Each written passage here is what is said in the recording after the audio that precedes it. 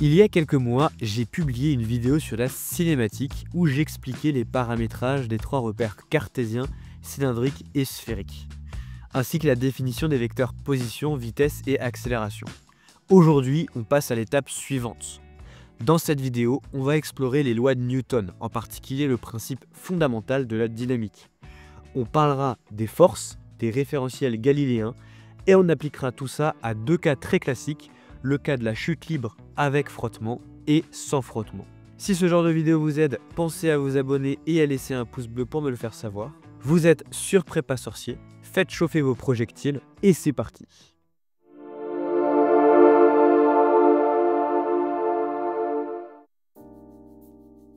Commençons non pas par la première loi, mais par la troisième loi de Newton, aussi appelée principe d'action-réaction ou principe des actions réciproques. Ce principe nous dit que si l'on considère deux solides assimilés à des points matériels 1 et 2, et que le solide 1 exerce une force sur le solide 2, alors 2 exercera en retour sur 1 une force de même direction, de même norme, mais de sens opposé.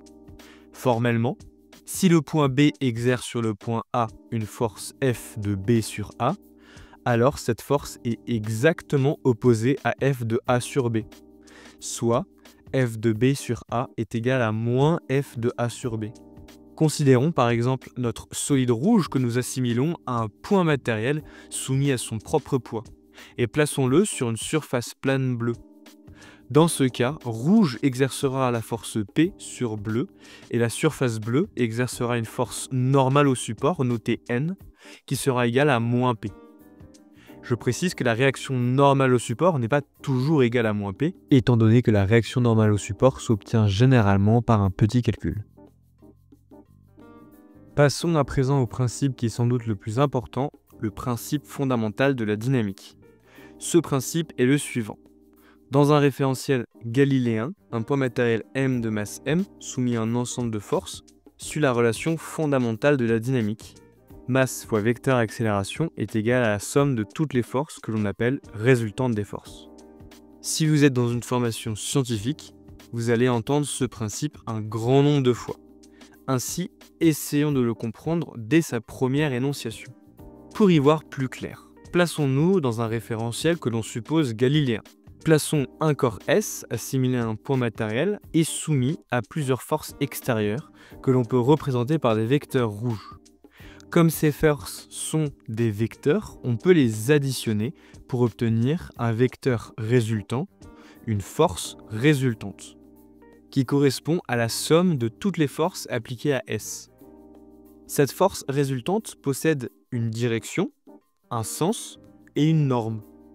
Selon le principe fondamental de la dynamique, l'accélération du point matériel S suit la même direction et le même sens que la force résultante, avec une intensité proportionnelle à celle-ci et inversement proportionnelle à la masse de S. En d'autres termes, plus un objet est massif, plus il sera difficile de le mettre en mouvement sous l'effet d'une même force.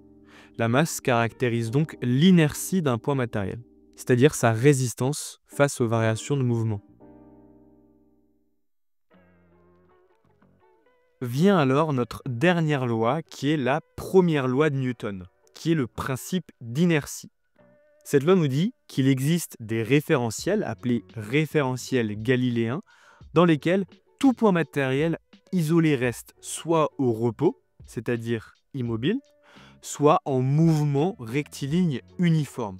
Un point matériel isolé désigne un objet qui n'est soumis à aucune force extérieure. En pratique, une telle situation est impossible, car un objet est toujours influencé par son environnement. C'est pourquoi on utilise le concept de point matériel pseudo-isolé. Il s'agit d'un objet soumis à des forces dont la somme est nulle. Prenons par exemple notre point matériel S, qu'on considère comme isolé. Alors sa trajectoire sera une ligne droite, et sa vitesse sera constante ou nulle.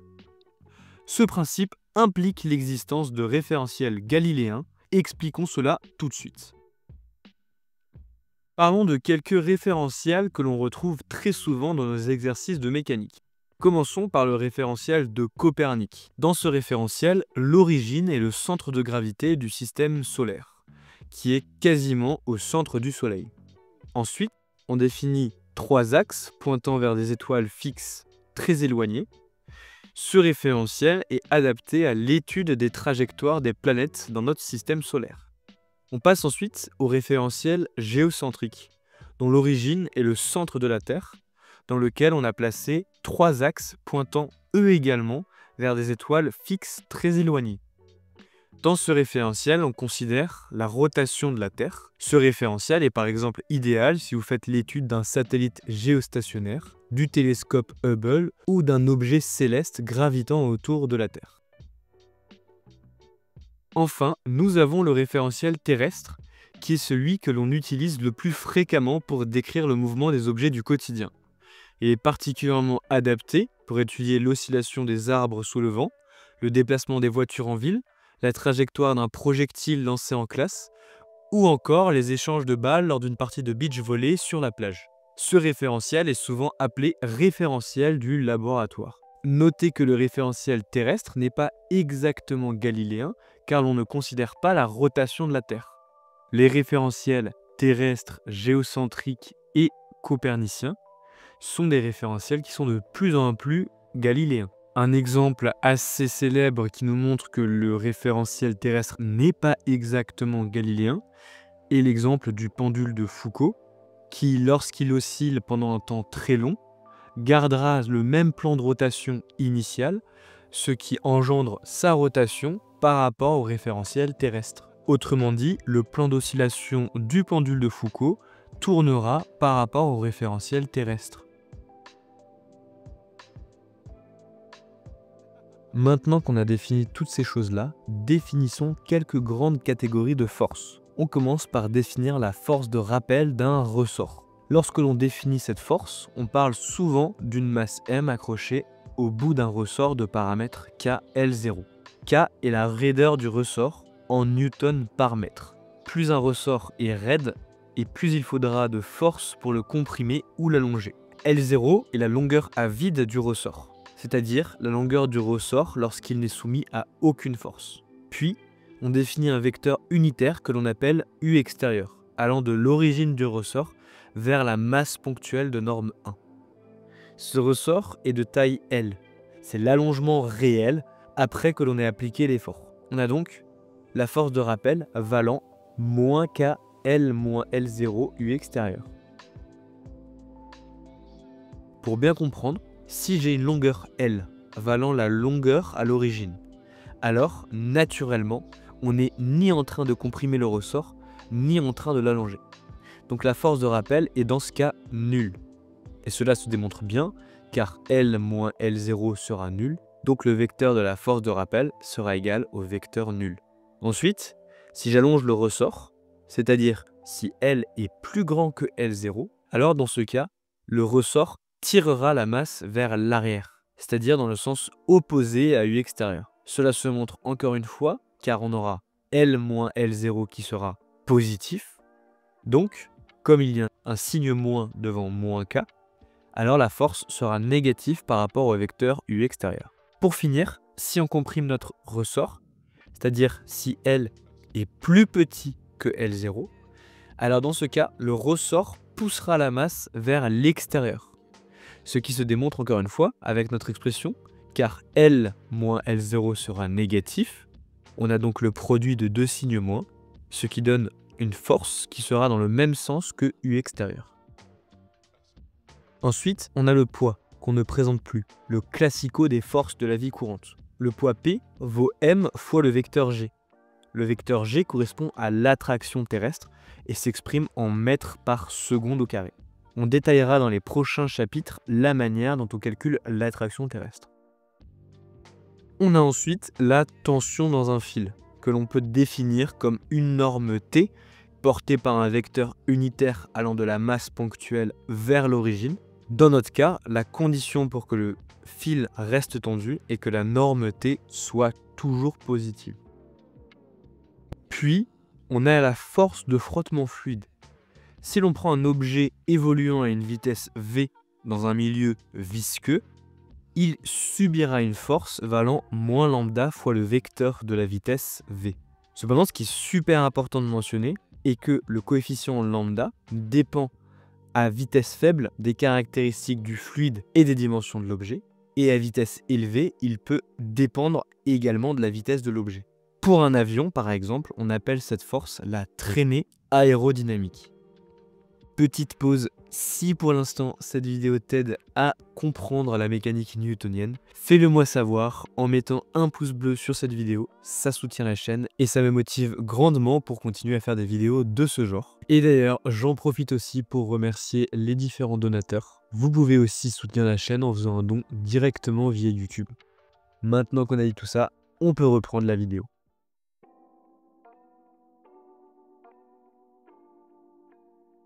Pour notre première application, nous allons faire l'étude d'un projectile en chute libre.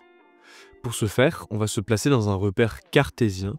On définit donc 3 vecteurs unitaires, EX, EY et EZ. On définit notre système M qui est un point matériel de masse M. Ce point matériel est soumis à son propre poids et à une vitesse initiale V0 qui décrit un angle alpha par rapport au vecteur unitaire EX. Maintenant qu'on a fait ça, comme tout bon exercice de mécanique qui se respecte, on commence par définir notre système. Dans notre cas, le système est le point matériel M. Ensuite, on définit un référentiel. Dans notre cas, on se placera dans un référentiel terrestre que l'on supposera galiléen. Enfin, nous allons faire un bilan des forces, c'est-à-dire nous allons regarder toutes les forces qui sont appliquées à notre point matériel. Dans notre cas, uniquement le poids est appliqué au point matériel. Le poids qui est égal à m fois le vecteur g, c'est-à-dire le vecteur attraction terrestre. Et ce même vecteur est égal à une norme g portée par moins EY.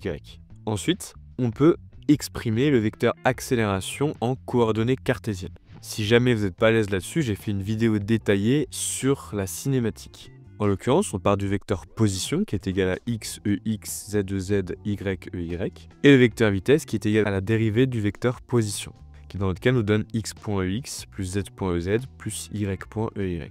Enfin, on peut définir le vecteur accélération qui est égal au vecteur dérivé de la vitesse, qui dans notre cas est égal à x.ex plus z.ez plus y.ey.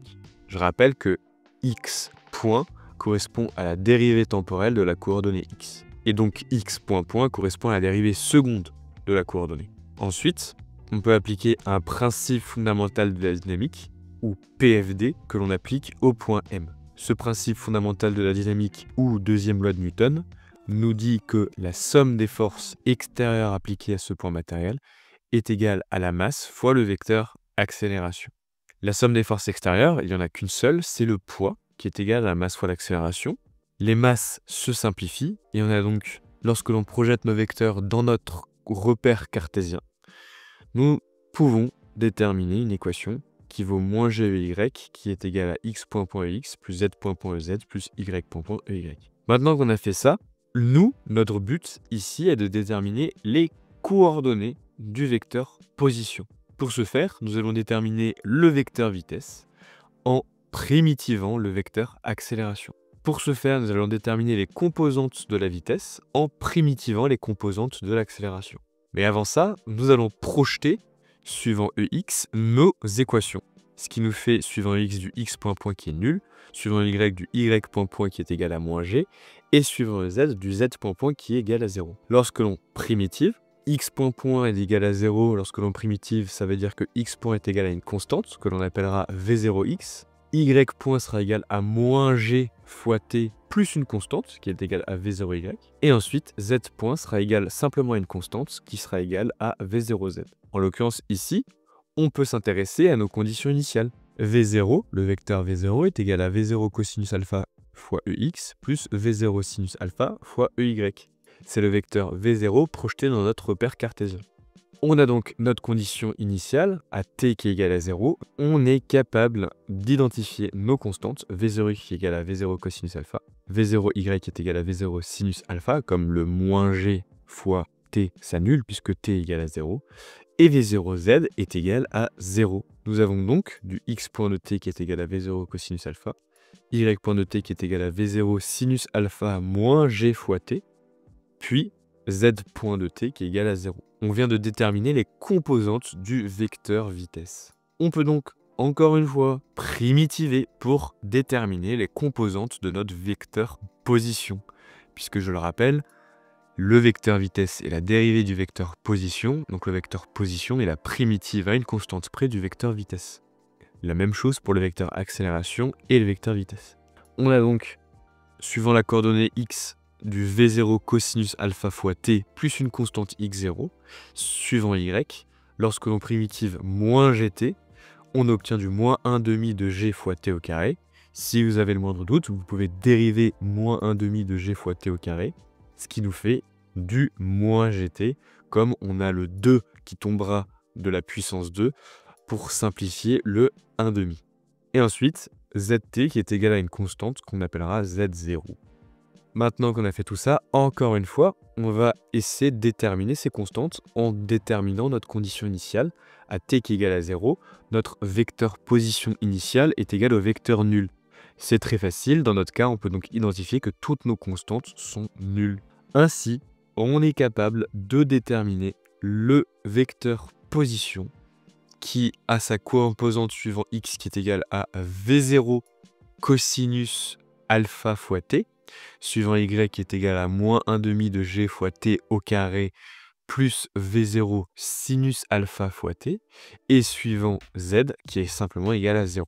On pouvait se douter que la composante suivant z était nulle, mais j'ai préféré le démontrer pour pouvoir vous montrer avec rigueur la méthode de résolution de ce genre d'exercice. Maintenant qu'on a déterminé l'équation temporelle du vecteur position, on peut à présent s'intéresser au calcul de la trajectoire. Pour ce faire, on va donc déterminer l'équation de la trajectoire. Et pour déterminer l'équation de la trajectoire, on peut exprimer x en fonction du temps.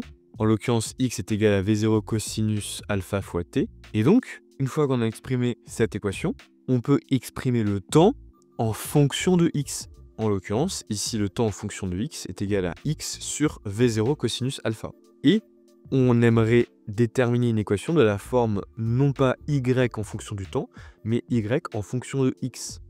On va donc injecter l'expression du temps en fonction de x dans l'équation de y. Ce qui nous fait donc une expression de y en fonction de x qui est égale à moins 1 demi fois g fois x au carré sur v0 carré cosinus carré alpha, plus v0 sinus alpha fois x sur v0 cosinus alpha. On remarque que les v0 se simplifient et sinus alpha sur cosinus alpha est égal à tangente alpha. On a donc du g fois x au carré sur 2v0 carré cosinus carré alpha plus tangente alpha fois x. On remarque ici que y en fonction de x est une fonction de la forme moins ax carré plus bx, ce qui ici forme une parabole concave. On peut d'ailleurs s'amuser à tracer y en fonction de x avec plusieurs valeurs de alpha. On remarque que plus alpha sera grand et plus la concavité sera resserrée.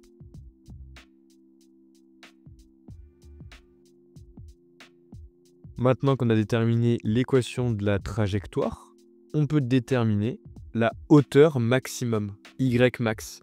Pour ce faire, on peut encore une fois tracer y en fonction de x et tracer pour plusieurs points temporels l'allure du vecteur vitesse projeté suivant y. Et on constate que quand on arrive à la hauteur max, la composante y de la vitesse est nulle. Alors, la composante suivant x est non nulle, elle est même constante dans ce cas, mais au moment où on arrive à la hauteur maximum, la vitesse passe à un instant d'une vitesse positive sur y à une vitesse négative, et ce passage, comme la vitesse est continue, passe forcément par un point où la vitesse est nulle.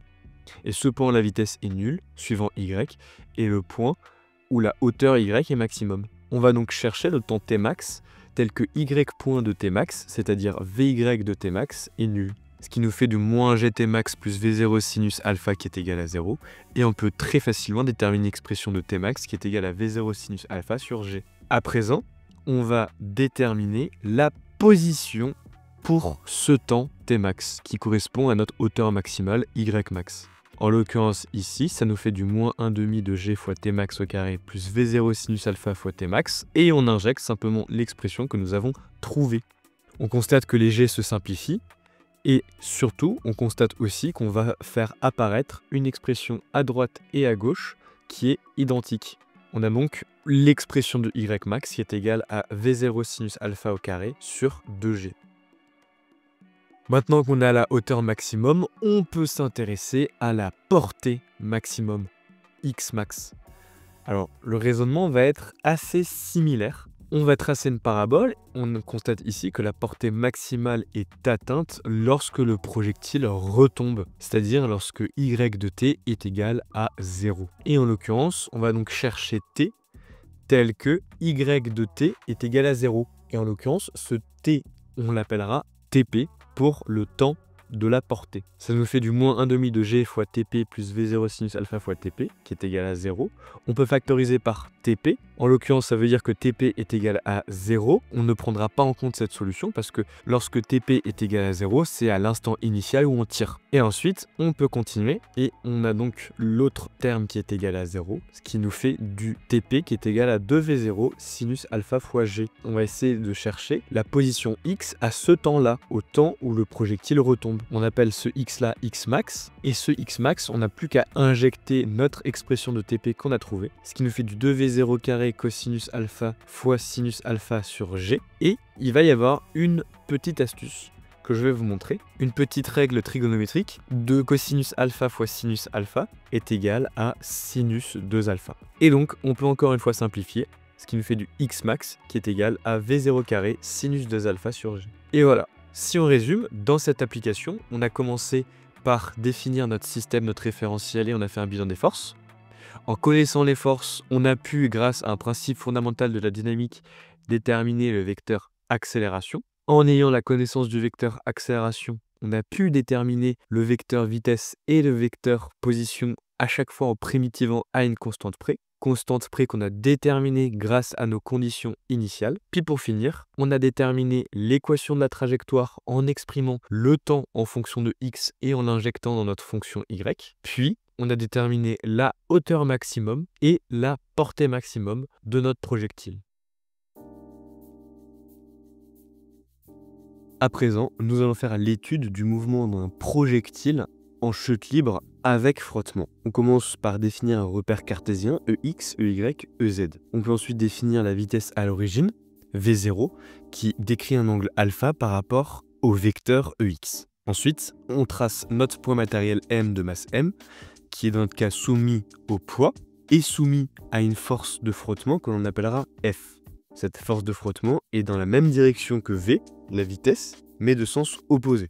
À présent, on peut décrire le système que nous sommes en train d'étudier. Dans notre cas, c'est le point matériel M. On peut ensuite définir un référentiel. Dans notre cas, comme précédemment, on définira un référentiel terrestre que l'on supposera galiléen. Puis, on peut faire le bilan des forces. En l'occurrence ici, nous avons le poids, comme précédemment, qui est égal à m fois le vecteur attraction terrestre g. Ce même vecteur attraction terrestre est égal à moins g EY. Et nous avons la force de frottement F, qui est égale à moins lambda fois le vecteur v. À présent, on va donc, comme précédemment, appliquer un PFD, un principe fondamental de la dynamique. Comme on l'a écrit en toutes lettres dans le cas précédent, ici on peut simplement écrire l'abréviation PFD, dans le référentiel terrestre qu'on suppose galiléen. L'application de ce principe fondamental de la dynamique nous dit que la somme des forces extérieures appliquées au point matériel est égale à la masse fois le vecteur accélération. C'est-à-dire P plus F est égal à la masse fois l'accélération. On peut injecter les expressions des forces que nous avons. Et on constate ici que comme l'accélération est égale à la dérivée de la vitesse, on peut donc trouver ici une équation différentielle du premier ordre. dv sur dt plus lambda sur m fois v est égal à g. On va donc définir notre constante de temps taux qui est égale à m sur lambda.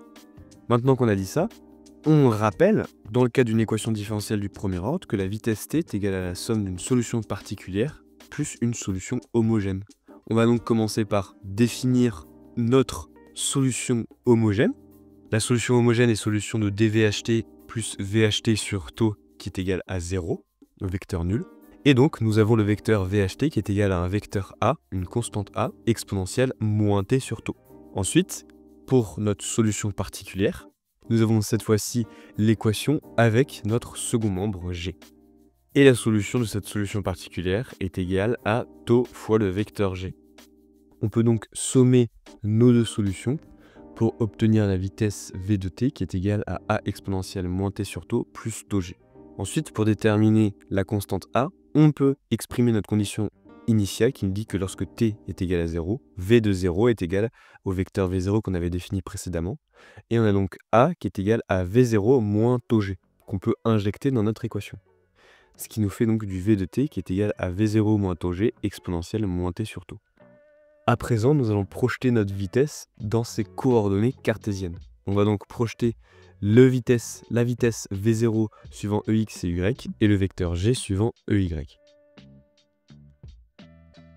Ce qui nous donne, lorsque l'on projette suivant ex, on a donc la vitesse qui est égale à v0 cosinus alpha ex plus v0 sinus alpha ey moins gey, le tout multiplié par exponentielle moins t sur tau, moins tg ey. Et ensuite, lorsque l'on projette suivant ex, on a donc du v0 cosinus alpha multiplié par exponentielle moins t sur tau. Cela correspond à la composante x point de t, qui correspond à la vitesse suivant x. Et ensuite, lorsqu'on regarde suivant y, on multiplie tout ce qui est devant le vecteur ey, ce qui nous donne du v0 sinus alpha exponentielle moins t sur tau, moins g exponentielle moins t sur tau, moins tau g. Et cela correspond à la composante y point de la vitesse suivant y. Maintenant qu'on a fait tout ça, on va chercher à déterminer le vecteur position OM de t. Pour ce faire, nous n'allons pas déterminer et intégrer l'expression projetée, mais on va faire un seul gros calcul en déterminant l'expression vectorielle, c'est-à-dire en repartant de notre expression qui n'était pas projetée de la vitesse. On va donc chercher à primitiver notre expression de la vitesse, ce qui nous fait du tau gt, ce qui est le terme tout à droite, plus du tau facteur de v0 moins tau g exponentielle moins t sur tau. Avant de primitiver, je vous conseille de développer votre équation pour être certain de limiter vos erreurs, si vous n'avez pas un œil aguerri sur les primitifs. On a donc le vecteur OM qui est égal à tau facteur de v0 exponentielle moins t sur tau, plus tau carré g exponentielle moins t sur tau, plus encore une fois tau g fois t. Et on peut donc ici souligner toutes nos expressions que nous avons utilisées en primitivant. Je rappelle que lorsque l'on primitive une somme, on peut faire la somme des primitives. Et on n'oublie pas le vecteur b qui correspond à une constante, car on primitive à une constante près, constante que l'on détermine grâce à nos conditions initiales. En l'occurrence, OM0 est égal au vecteur nul, qui nous fait donc du b qui est égal à tau v0 moins tau carré fois g. Et on va à présent injecter cette expression de b dans notre expression de la position. Et on constate qu'on va pouvoir factoriser notre expression pour la rendre un peu plus élégante. On a donc du OM de t qui est égal à exponentielle moins t sur tau moins 1, facteur de tau v0, plus exponentielle moins t sur tau moins 1, facteur de tau carré fois g, plus tau gt. Et on constate qu'on peut encore une fois factoriser par tau, ce qui nous fait du moins tau exponentielle moins 1, facteur de v0 plus tau exponentielle moins t sur tau moins 1, tau g plus tau gt. Et encore une fois, on va pouvoir factoriser parce qu'on a le facteur commun tau facteur de exponentielle moins t sur tau moins 1. Et on a réussi à définir notre expression vectorielle OM de t. Maintenant qu'on a défini cette expression vectorielle, on va encore une fois projeter suivant y et suivant ex.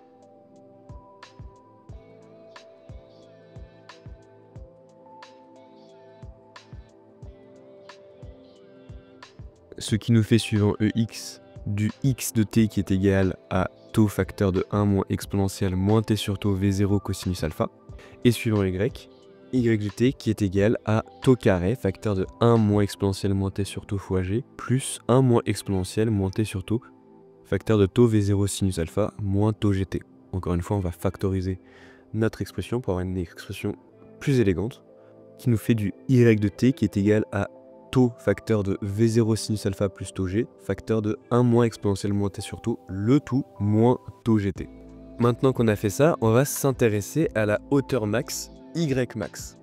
Pour ce faire, on va appliquer le même principe que précédemment.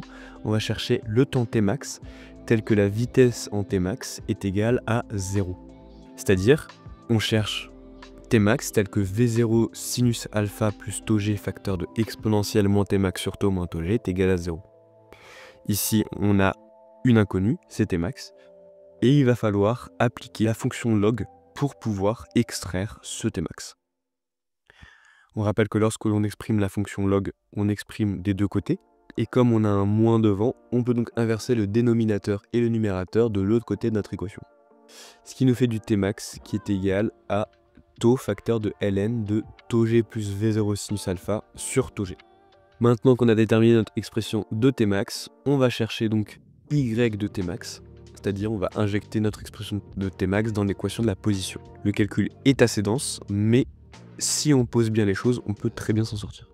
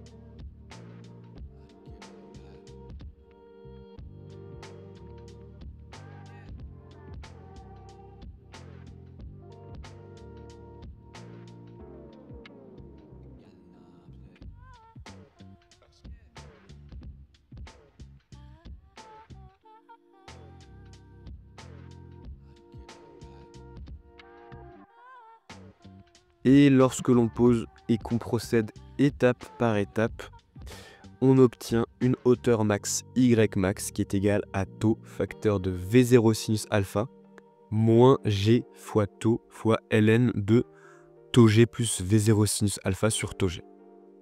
On peut ensuite s'intéresser à l'expression de x max, c'est-à-dire l'abscisse pour lequel on obtient la hauteur maximum. Dans notre cas, même principe, on injecte Tmax dans notre expression de la position suivant x, et on obtient du x max qui est égal à tv0 cosinus alpha, facteur de 1 moins taux g sur taux g plus v0 sinus alpha.